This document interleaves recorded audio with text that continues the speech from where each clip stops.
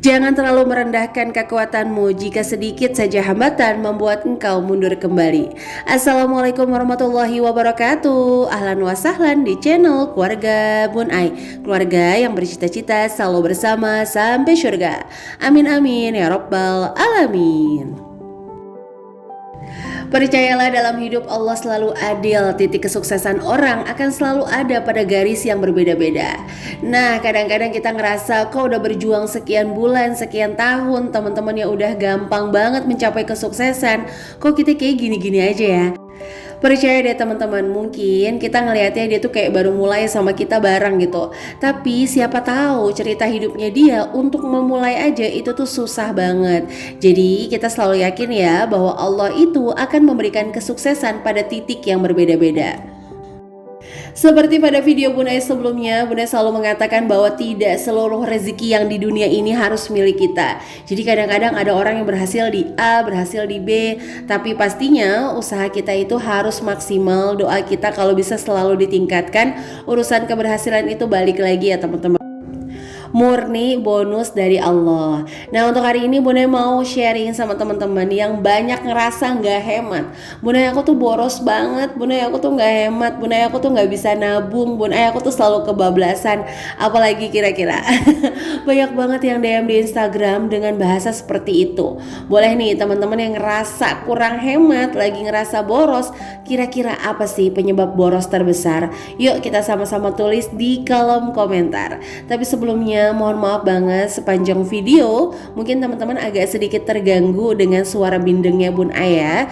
Semoga itu nggak mengurangi esensi apa yang ingin Bunda sampaikan ya. Karena kalau nungguin ini bindeng pure hilang itu kayak lama banget, dan Bunda udah kangen banget sama komentar dari teman-teman. Oke, untuk hari ini kita akan bahas yuk hemat tanpa menyadari. Jadi sebenarnya hello kamu yang udah DM di Instagram yang ngerasa nggak hemat padahal kamu udah hemat, cuman nggak sadar aja. Oke, kita langsung bahas, masuk ke poin pertama. Hemat tanpa menyadari yaitu adalah jajan sesekali. Dalam 1 bulan 30 hari kamu jajan sehari 2 hari oke, sampai 5 hari 6 hari.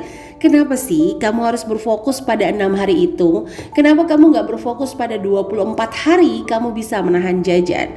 Oke, aku jajan setiap hari Bun Ai. Oke, kita analogikan dulu ya. 1 hari 24 jam kamu pakai jajan misalnya sejam 2 jam. Oke, maafkan yang 2 jam itu, fokus pada 22 jam yang kamu gak jajan.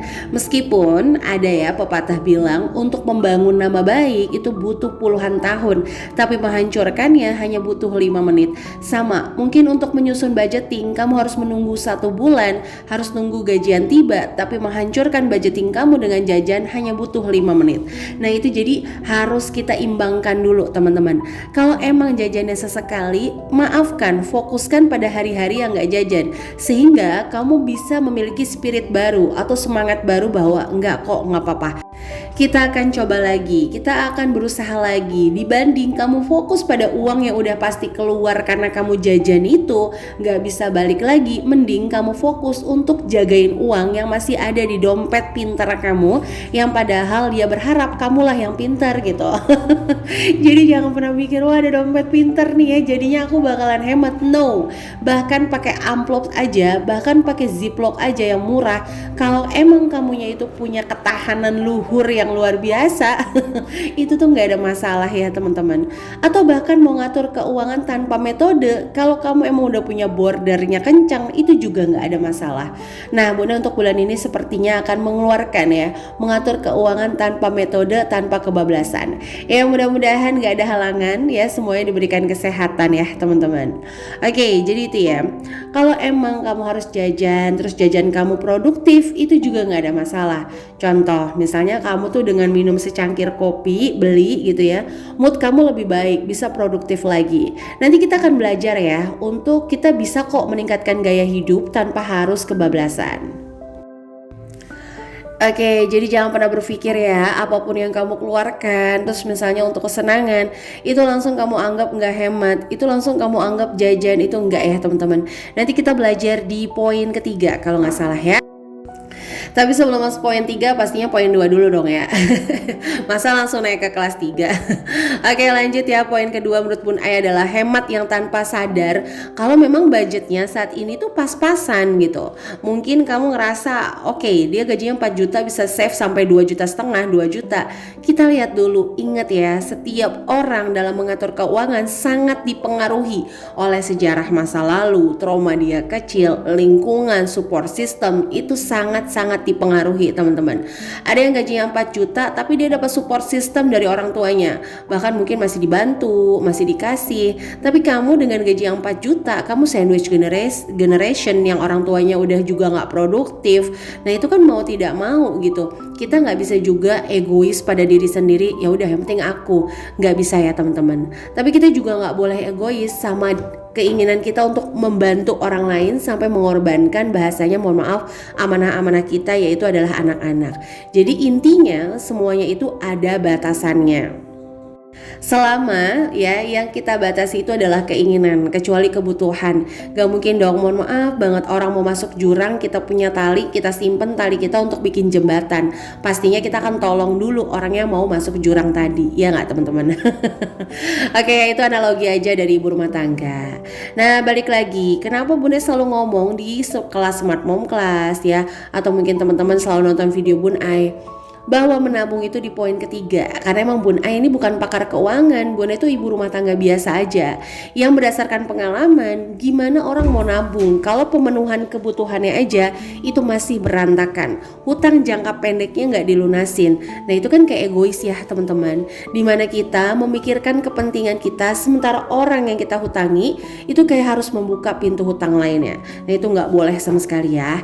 Jadi kalau menurut Bun Ai, ketika budget kamu pas-pasan, please banget, fokus kamu bukan pada nabung, tapi fokusnya adalah melunasi cicilan dan tidak membuka pintu hutang lagi. Jadi fokus satu demi satu itu jauh lebih baik dibanding kamu keinginannya banyak tapi susah terrealisasi. Jadi menurut Bun Ai itu kayak gitu ya teman-teman. Nah kita akan lanjut ke poin ketiga yang mungkin orang-orang agak-agak enggak sependapat nih sama Bun Ai. Tapi kalau menurut Bun Ai sih kayak gini ya. Jadi balik lagi, apapun yang Bun Ai sharing itu kan berdasarkan pengalaman. Kalau teman-teman enggak sependapat juga Bun Ai enggak kenapa-napa, atau punya pendapat jauh lebih baik, silahkan gunakan bahasa yang baik, tulis di kolom komentar. Siapa tahu bisa jadi ilmu jariah sama-sama, amal jariah sama-sama. Oke, jadi yang ketiga adalah tidak mau menaikkan gaya hidup dengan alasan oke, biasa keluar 5.000 ya harus 5.000 meskipun pendapatannya 100.000. Oke ya, banyak banget kan beredar bahwa ketika pendapatannya bertambah, uang yang dikeluarkan tuh harus sama juga, nggak boleh kita lebih. Nah kalau menurut Bun Ai, kalau untuk keinginan pribadi kita sama, itu nggak ada masalah. Contoh, kita biasa makan pakai tempe, ketika kita punya uang banyak ya tetap pakai tempe, misalnya kayak gitu ya. Tapi balik lagi, kadang-kadang kita itu bisa loh membayar orang lain untuk mengefektifkan pekerjaan kita yang juga akan jauh lebih baik. Contoh ya teman-teman, waktu kita keluar dengan modal 5.000, kita cuma bisa dapat 10.000, berarti kan kita sisanya hanya 5.000. Ini udah pernah Bun Ai bahas di video sebelumnya.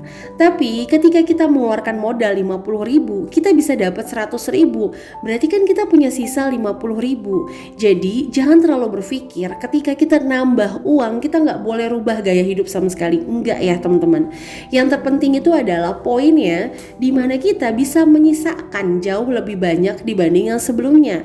Kalau emang dengan biasa kita makan sama anak-anak, contoh ya, kita makan biasa di rumah hemat gitu, terus tiba-tiba Allah titipkan rezeki lebih, kita juga boleh dong self reward buat anak-anak. Jadi jangan berpikir nggak boleh, itu namanya gaya hidupnya berubah, enggak. Jadi kalau saran dari Bun Ai, self reward adalah dimana kita itu benar-benar mengapresiasi keberhasilan kita, bukan penghasilan kita.